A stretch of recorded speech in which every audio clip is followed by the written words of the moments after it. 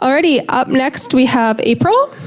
And April's going to talk to us about how modern learning resources fail conversational programmers.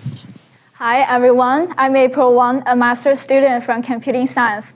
My research interests focus on human-computer interaction and user-centered design. Today, I'm presenting my work on understanding and designing support tools for conversational programmers. My first paper on this topic has recently received an honorable mention award at ACM-CHI 2018. Now, looking at this title, you may start wondering, who are conversational programmers? Conversational programmers are non-computing science majors who are not required to write any code on the job, but try to learn programming in order to improve their participation in technical conversations. To investigate conversational programmers' learning strategy, we carried out 23 interviews with a diverse set of participants. For example, business people, HR manager, researchers in other disciplines. Our key findings suggest that conversational programmers usually started by seeking recommendation from an expert, which leads them to explore modern learning resources such as coding bootcamps, online tutorial and courses on Coursera, or asking questions on Stack Overflow.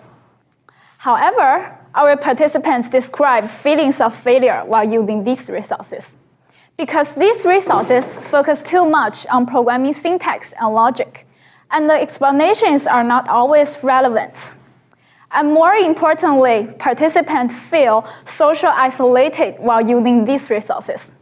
For example, we have a participant complain that he will never use Stack Overflow again because they're populated by developers, and developers could be pretty toxic. They're like, go away, this is not the place you should ask this question.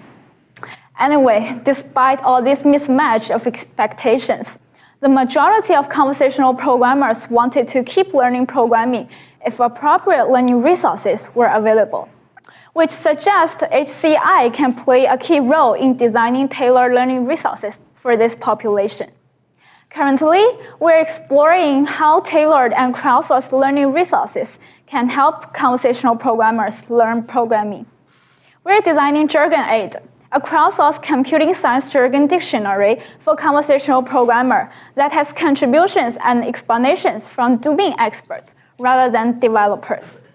Our whole vision is to help conversational programmers learn technical terminologies, just like picking up a second language.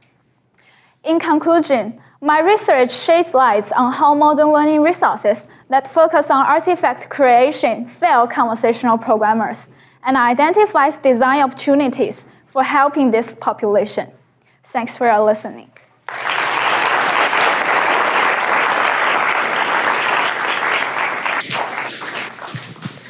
Thank you. I already have a question here.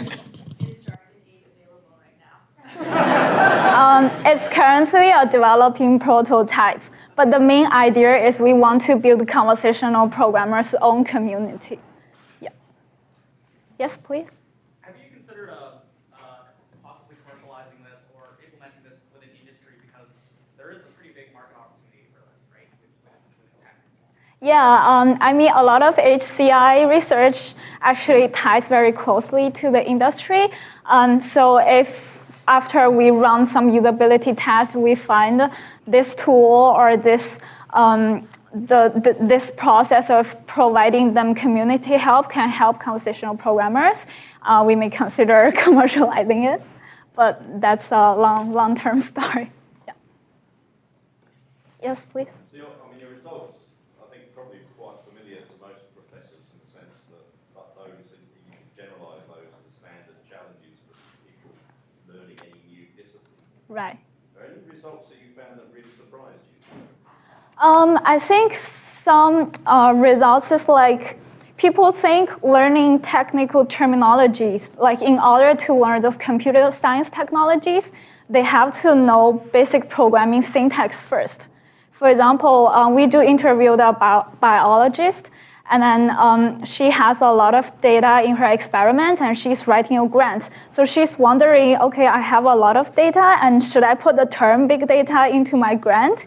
Because it's sounds very technical, very marketable. And then she go ask a developer, like, if I want to learn something about big data, where should I start? And the developer point her, say, if you want to learn big data, you have to learn Python first. And then she go open a Python online tutorial trying to figure out print hello world on your screen, like for the whole afternoon. So we find this huge mismatch in expectation.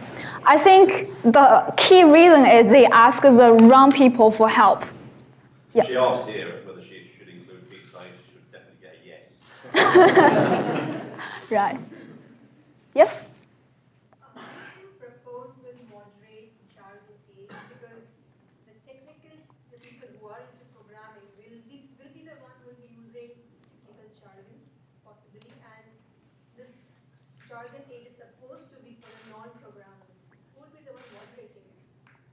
I think the main point is, for example, we want to ask experienced business people to provide explanation for technical terminology for those junior business people. Like they may use some metaphors or using some language that makes sense to the people with the same occupation.